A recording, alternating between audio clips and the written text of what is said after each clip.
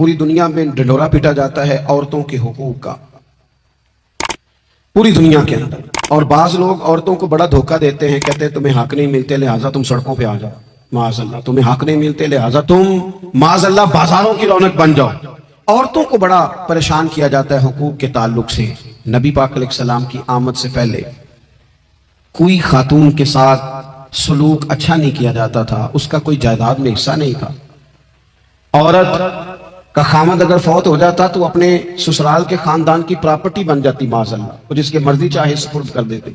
हिंदुस्तान के बाज इलाकों में ऐसी कभी रस्में भी पाई जाती थी कि बाज औरतें अपने खामद के साथ जल जाना मुनासिब समझती थी कि बाद में कोई जिंदगी तो होगी नहीं।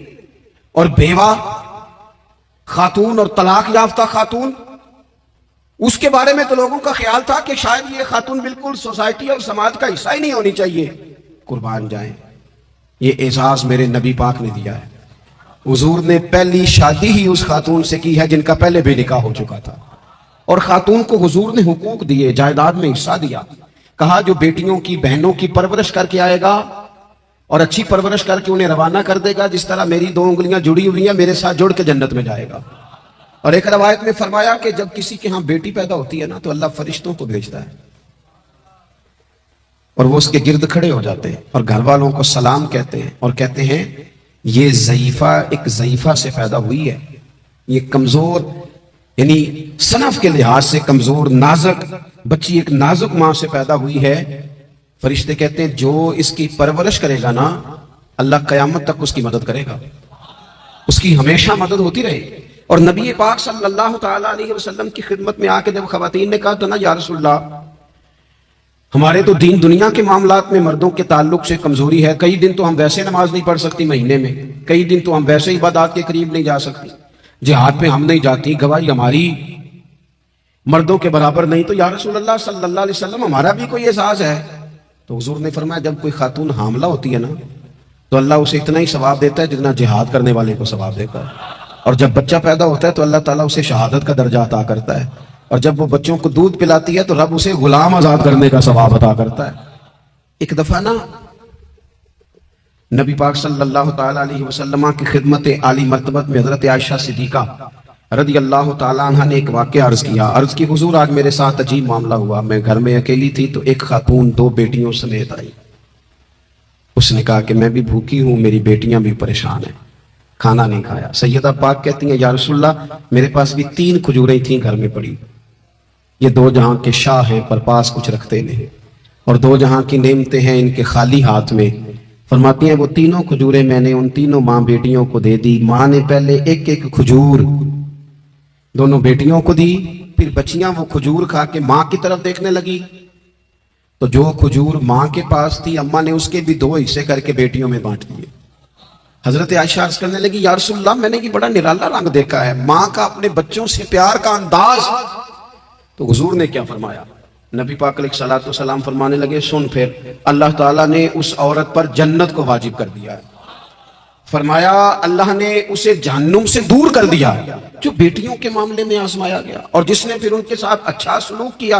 अपना हुजूर का अमल यह था कि हुजूर की बड़ी साहिबजादी सैयदा ज़ैनब रदी अल्लाह तआला अन्हा, ये हुजूर की सबसे बड़ी साहिबजादी है, ये बुखारी में आपको मिलेगा कि उनकी बेटी जनाबे उमामा बिनते ज़ैनब छोटी सी उम्र थी, तो जब हुजूर नमाज के लिए आते थे तो नवासी को उठा के साथ ले आते थे, और वो हुजूर नमाज पढ़ते थे तो वो नबी पाक के कंधों पे खेलती थी। हुजूर ने अमलन बेटियों से प्यार करना सिखाया, बेटियों से मोहब्बत करें, बेटियों से प्यार करें। बेटियां बड़ी खैरखा होती हैं, बेटियां माँ बाप की बड़ी वफादार होती हैं, बेटियां बड़ा खास ताल्लुक रखती हैं। जवानों आपसे भी कहूंगा बहनों की तरफ तवज्जो रखें, जो किसी की बहन आपके घर है उसका भी खास एहसास करें, वो भी किसी की बहन है, लेकिन अपनी बहन के साथ भी खास निस्बत का ताल्लुक कायम रखें। रिश्तों में एतदाल होना चाहिए। इस सनफ को नबी पाक अलैहिस्सलाम ने खास करके नवाजा, और हमारा भी इनके साथ खास रिश्ता होना चाहिए। इसी तरह का मामला यतीमों के साथ है, कमजोरों के साथ है। देखो आज ना हमारे यहाँ कमजोरों, गरीबों, मिस्कीनों, यतीमों की मदद तो की जाती है, लेकिन उन्हें लोग अपने माहौल का हिस्सा नहीं बनाते। यानी कभी गए तो गरीबों में आटा बांटा है, کبھی گئے تو غریبوں میں جا کے کپڑے تقسیم کر آئے، کبھی گئے تو غربا کو کچھ وقتی طور پر کچھ ضروریات زندگی دے دی، کبھی عیدیاں بانٹ دی، کبھی سیلاب زدگان میں چلے گئے۔ غربا کو کچھ نہ کچھ صدقات تو دے دیے جاتے ہیں، ان پر کچھ خیرات تو کر دیا جاتا ہے، لیکن انہیں سوسائٹی کا ماحول کا حصہ نہیں بنایا جاتا۔ ایسا نہیں ہوتا کہ ان غربا کے بچوں کو اٹھا کے بڑے شہروں میں لایا جائے، ان کی تعلیم کا خیال کیا جائے، انہیں اپنے ماحول میں رکھا جائے، ان کی بہترین پرورش کا بندوبست کیا جائے۔ کائنات میں بڑے لوگوں نے کام کیا ویلفیئر کا، بڑے لوگوں نے غریبوں کے ساتھ تعاون کیا، بڑے لوگوں نے محبت کی، سب قابل تعریف ہے، لیکن ہم نے یہ کیا کہ ان کی امداد تو کی، لیکن ان کی محرومیوں کا ازالہ نہیں کیا۔ اور وہ امداد لے رہے تھے تو ان کی پچھلی نسل بھی امداد لے رہی تھی، یہ نسل بھی امداد لے رہی، اور خدا نہ کرے کہ اگلی نسل کو بھی امداد لینا پڑے۔ میرے نبی پاک صلی اللہ تعالیٰ علیہ وسلم کا انداز کچھ اس طرح کا ہے کہ امام بہقی نے لکھا ہے، حضرت بشیر بن عقبہ رضی اللہ تعالیٰ عنہ کہتے ہیں میرے والد انتقال کر گئے تھے، اور میں ایک جگہ پہ بیٹھ کر رو رہا تھا کہ نبی پاک صلی اللہ تعالیٰ علیہ وسلم میرے قریب سے گزرے، کیوں روتے ہو؟ یا رسول اللہ میرے والد کا انتقال ہو گیا، میری والدہ رخصت ہو گئی۔ تو یہ ہمیں حضور نے سبق دیا ہے، یہ یتیموں غریبوں کا خیال رکھنے کا یہ بھی ایک نقطہ، یہ بھی انداز ہے۔ کائنات کا بڑے سے بڑا درد دل رکھنے والا بندہ یہاں تک نہیں جا سکتا جو میرے رسول کریم نے بیان فرمایا۔ کہتے ہیں نبی پاک علیہ السلام فرمانے لگے، بشیر بن عقبہ کیا تو اس بات پر راضی نہیں کہ میں تیرا باپ ہوں اور عائشہ تیری ماں ہوں؟ آنا تجھے ہم شامل کر لیں اپنے گھرانے میں، آ جانا، مکمل تیرے معاملات کا خیال کیا جائے، تو آ جا۔ اتنا بڑا درجہ نبی پاک نے تو حضرت سلمان فارسی کے بارے میں بھی فرمایا کہ میں نے انہیں اپنی اہل بیت میں شامل کر لیا۔ رسول اللہ صلی اللہ تعالیٰ علیہ وسلم غرباء کے لیے، مساکین کے لیے، یتیموں کے لیے، ناداروں کے لیے جو خاص احسان بن کے آئے، وہ یہ والا لہجہ نہیں کہ ہم مطمئن ہو گئے کہ ٹھیک ہے ہم گئے تو تھے، اتنا پیکٹ بانٹ تو آئے، اتنا کچھ ہم نے دے تو دیا، فلانا کام کر تو لیا، اور وہ بھی کب تک کیا جب تک خبریں تیز تھی۔ نبی پاک صلی اللہ تعالیٰ علیہ وسلم کی تشریف آوری نے ایک ایک ذرے پر احسان کیا، حضور سے ایک ایک نگر، ایک ایک پتہ فیضیاب ہوا، لیکن بعض چیزیں ایسی ہیں جنہیں خصوصی طور پر سرکار نے نوازا، بعض معاملات پر خاص کرم نوازی حضور نے فرمائی۔ ایک اہم مسئلہ ہے عقیدے کا مسئلہ۔ جس بندے کا کوئی عقیدہ نہیں نہ ہوتا، کوئی نظریہ نہیں ہوتا، کوئی اس شخص کا خاص مزاج نہیں ہوتا سمجھنے والا، ماننے والا، وہ بندہ بھی بیچارہ کوئی زندگی کا لطف نہیں اٹھا پاتا۔ اس کا کوئی نظریہ ہی نہیں ہے، کوئی سوچ ہی نہیں ہے، کوئی اس کی فکر ہی نہیں ہے اس نے کس طرف جانا ہے۔ عقیدہ نہ ہو بندے کا، یعنی دنیا میں معاذ اللہ کچھ ایسے لوگ پائے جاتے ہیں جو سرے سے اللہ تعالیٰ کو نہیں مانتے، زندگی کیسے گزرے گی؟ وہ اپنی توجہات کا قبلہ کسے بنائیں گے؟ اور پھر دنیا میں کچھ لوگ ایسے گزرے جو کئی خداؤں کے قائل، کئی، اور پھر اہل عرب کا تو یہ حال کہ 360 بتوں کے سامنے جھکتے۔ مجھے بتائیے جس بندے کو یہی خبر نہ ہو میرا خالق اور مالک کون ہے، جس کو یہی پتا نہ ہو کہ میرا رزق کہاں سے آتا ہے، میں نے مانگنا کہاں سے، جسے یہ خبر ہی نہ ہو کہ میری دعاؤں کا رخ کس طرف ہونا چاہیے، اس کی بھی کوئی زندگی ہے؟ نبی پاک علیہ السلام نے سب سے بڑا احسان یہ فرمایا ہے کہ ہمیں عقیدہ توحید سکھایا ہے۔ حضور نے ہمیں ہر جگہ سے چھڑا کے رب کریم کی بارگاہ میں سجدہ کرنے کا حکم دیا ہے۔ عرب کے لوگ جو تھے وہ بڑی وہم کا شکار تھے، بڑی اوہام پرستی کا شکار تھے۔ یہ آج کل بھی وہم بہت زیادہ ہے نوجوانوں میں، یعنی کوئی فیصلہ پکا ہے ہی نہیں، کوئی پکی بات ہی نہیں کرتے، یہ کر لوں کہ نہ کروں، اگر آپ کہتے ہیں تو کر لیتا ہوں، ویسے اس میں فلانی کمزوری بھی ہے، اور اگر میں نے نہ کیا تو فلاں مشکل بھی ہے۔ بھئی جس بندے نے قوت فیصلہ ہی نہیں پائی، اس نے ارادہ ہی پکا نہیں کیا کہ اس نے کدھر جانا ہے، تو وہ سفر کیسے کرے گا؟ سفر تو اس بندے کا مکمل ہوتا ہے جو سفر شروع کرتا ہے۔ عرب کے لوگ بھی بڑے اوہام پرستی کا قائل تھے۔ وہ جب قربانیاں کرتے تھے تو ان کا گوشت لا کے کعبے کی دیواروں کے ساتھ ملا کرتے تھے، یہ قبولیت کی علامت ہے۔ سارے کپڑے اتار کے کعبے کا طواف کرتے تھے، جب احرام باندھ لیتے، حج عمرے کا ارادہ کرتے تو دروازوں سے داخل نہیں ہوتے تھے۔ وہ کہتے تھے کہ دروازے گناہگار ہیں اور ہم چونکہ اب نیک کام کر رہے ہیں لہذا اوپر سے ہو کے آئیں گے۔ رسول کریم علیہ الصلوۃ والسلام نے انہیں ان سارے وہموں سے، ساری پریشانیوں سے ان ساری بدشگونیوں سے نکال کے کہا اللہ تمہارا مالک ہے، اللہ تمہارا محافظ ہے، ہوگا وہ جو رب چاہے گا۔ ذرا ذرا سی بات پہ سہم جانا، ذرا ذرا سی بات پہ ڈر جانا۔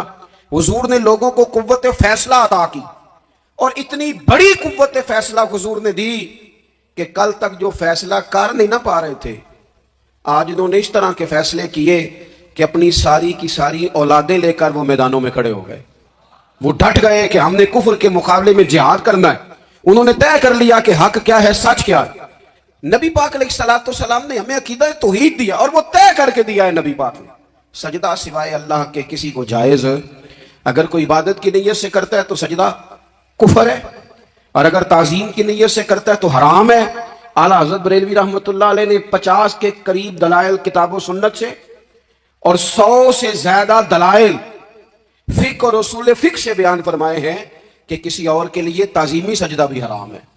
نبی پاک علیہ السلام تشریف فرما تھے تو کچھ جانوروں نے آ کے حضور کے قدموں پہ سجدہ کیا، پیش نظر ہے وہ نوبہار، اور سجدے کو دل ہے بے قرار، روکیے سر کو روکیے، یہی تو امتحان ہے۔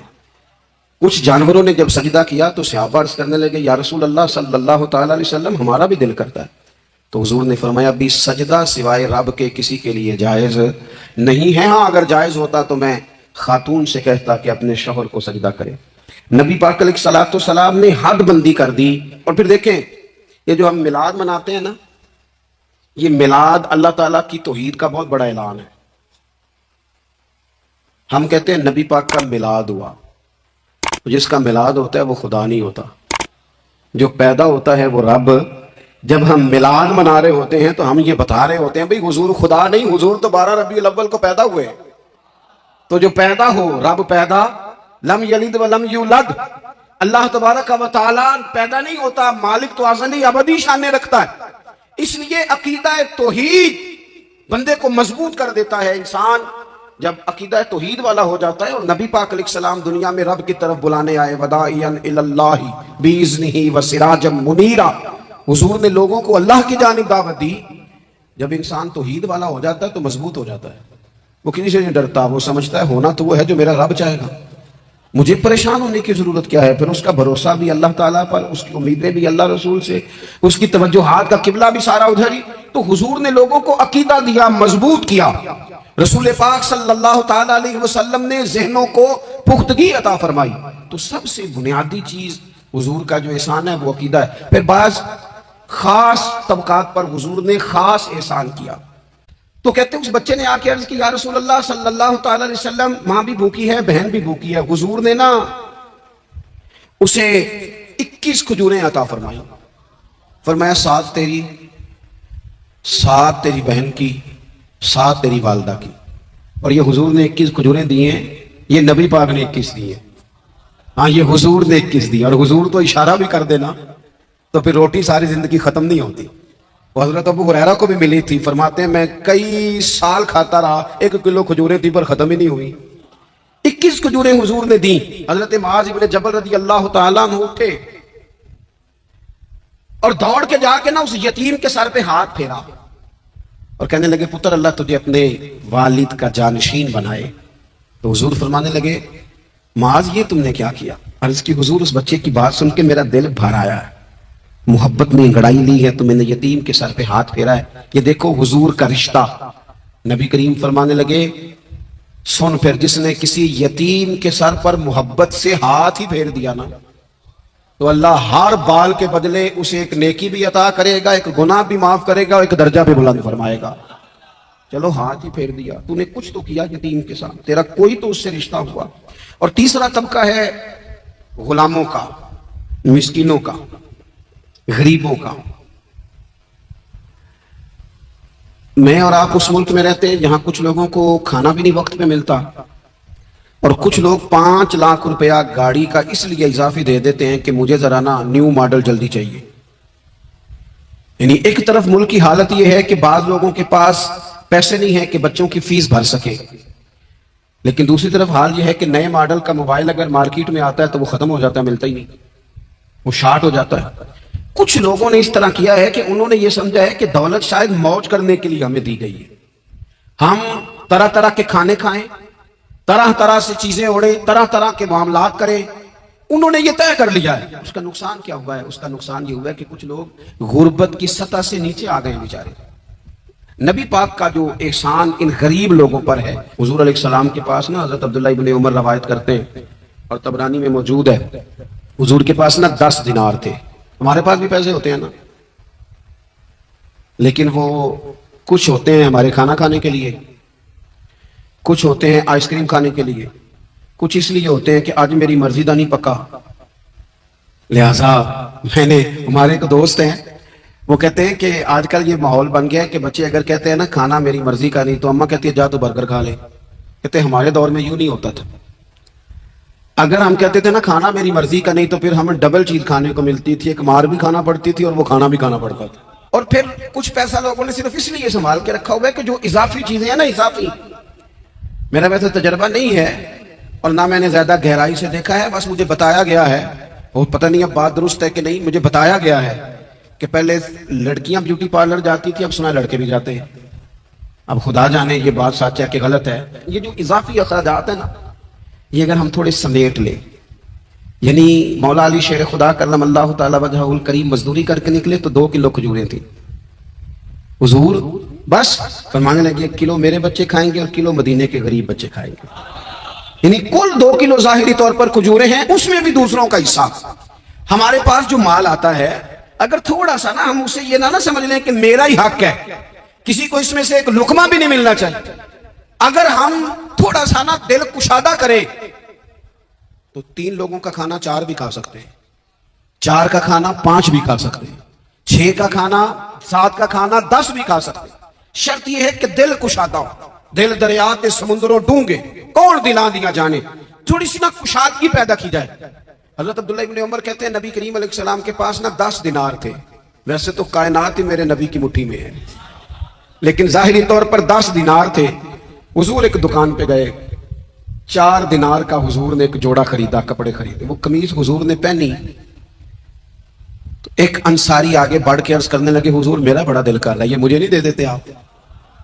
تو حضور خوش ہو گئے، یہ میرے محبوب کا دروازہ ہے کہ جب کوئی مانگتا ہے تو حضور خوش ہو جاتے ہیں۔ نبی کریم سے مانگا اس شخص نے تو حضور خوش ہو گئے، اور محبوب نے وہ کرتا وہ کپڑے اتار کے اس انصاری کو عطا کر دی، اور 4 دینار کے اور خرید لیے، باقی بچے 2 دینار۔ نبی کریم وہ لے کے نکلے، رخصت ہوئے گھر جانے کے لیے، تو رستے میں خاتون کو روتے ہوئے دیکھا، حضور رک گئے، فرمایا کیوں رو رہی ہو؟ عرض کرنے لگی یا رسول اللہ صلی اللہ تعالی علیہ وسلم میں فلاں آدمی کی کنیز ہوں، نوکرانی ہوں، اس نے آٹا لینے بھیجا تھا 2 دینار کا، وہ 2 دینار گم ہو گئے، حضور نے 2 دینار اسے عطا کر دی، وہ دیے تو پھر رو رہی تھی، فرمایا اب کیوں روتی ہو؟ کہنے لگی یا رسول اللہ ڈرتی ہوں دیر بڑی ہو گئی، مار ہی نہ پڑے۔ تو حضور نے فرمایا چل نہ میں تیرے ساتھ چلتا ہوں۔ حضور ان کے گھر گئے، وہ اہل ایمان کا گھر تھا جن کی وہ کنیز تھی، جا کے کہا السلام علیکم، اندر سے جواب ہی نہیں آیا، پھر فرمایا السلام علیکم، کوئی جواب ہی نہیں آیا۔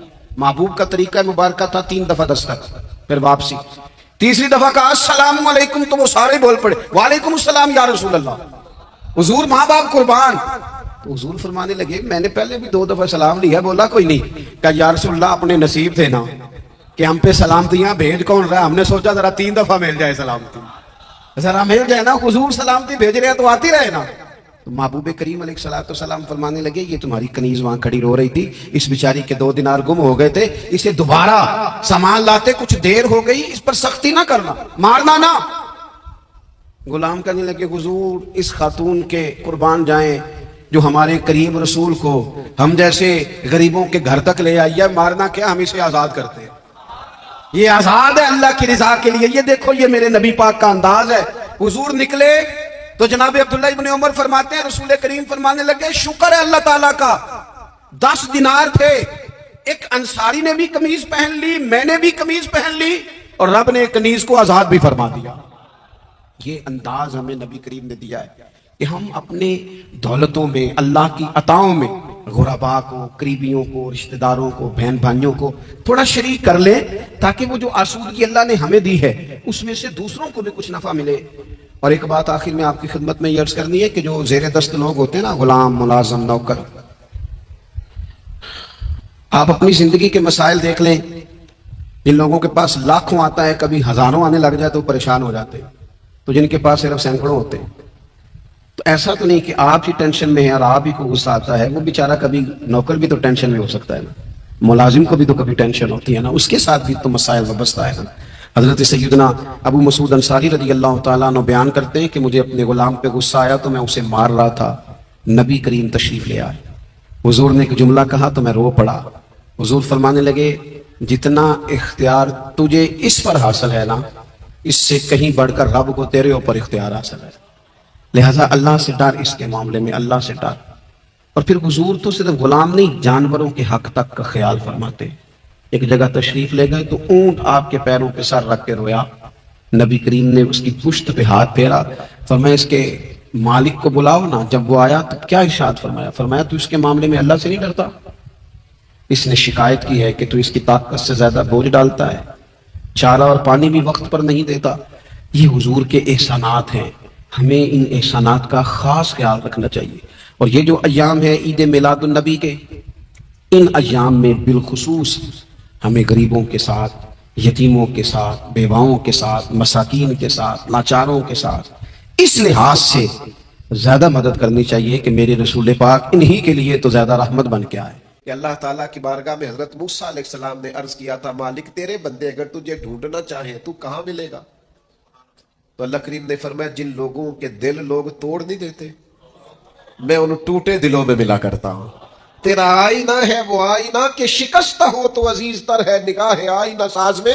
جب لوگ تانے دیتے ہیں، جب لوگ تکلیف دیتے ہیں، جب آپ بالکل ٹھیک چل رہے ہوتے ہیں، جب آپ محنت کر رہے ہوتے ہیں، جب آپ مخلص ہوتے ہیں، جب آپ جدوجہد کر کر کے تھک جاتے ہیں، اور لوگ جب پوری طور پر تانا زنی کر باتیں سننے کو جب ملتی ہیں، میں دیانتداری سے کہتا ہوں جب لوگ پوری طرح دل توڑ دیں پھر کوئی سجدے کا مزہ ہے، پھر کوئی دعا کی لذت ہے، پھر کوئی چسکا ہے اس کی بارگاہ میں حاضری کا، پھر کوئی تڑپ پیدا ہوتی ہے اس کیفیت میں۔ وہ جب لوگ آپ کو پوری طرح تکلیف دیں اور سارے اسباب ظاہری ختم ہو جائیں، وہ جو لذت ہے نا اللہ کی بارگاہ میں جڑنے کی، وہ تعریف والوں کو کئی دفعہ نصیب۔ ٹوٹے دلوں میں تو رب ملتا ہے، نہ بچا بچا کے تو رکھ اسے، تیرا آئینہ ہے وہ، یہ شکستہ ہو تو عزیز تر ہے نگاہ آئینہ ساز میں۔ میرے عزیز طے کریں کہ اپنے ضمیر کے مطابق فیصلے ہوں گے، اللہ رسول کی رضا پانے کا کام ہوگا، اور اس تعریف سے نکل آئیں گے ہم کہ لوگ ہمارے بارے میں کیا کہتے ہیں۔ میں عرض کر چکا ہوں کہ داتا علی اجمیری رحمت اللہ علیہ فرماتے ہیں کہ نبی پاک علیہ السلام کو صادق کہتے ہیں، امین کہتے ہیں، صلہ رحمی کرنے والا کہتے ہیں، اور جب کہا لا الہ الا اللہ پڑھو تو پھر جادوگر، پھر معاذ اللہ شاعر، پھر کچھ۔ اچھا وہ یہ سارا کچھ کہتے رہے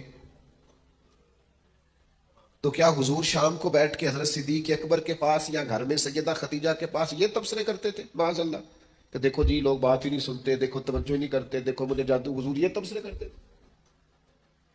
وہ جس طرح بچہ آگ کے قریب بار بار جاتا ہے اور ماں ہاتھ پکڑ پکڑ کے روکتی نہیں، غصہ نہیں کرتی، اس کا خیال ہوتا ہے اسے پتہ ہی نہیں یہ جل جائے گا، یہ رات کو بیٹھ کے تبصرے نہیں ہوتے تھے، بلکہ اللہ کا قرآن کہتا ہے اللہ کا باقی النفس کا،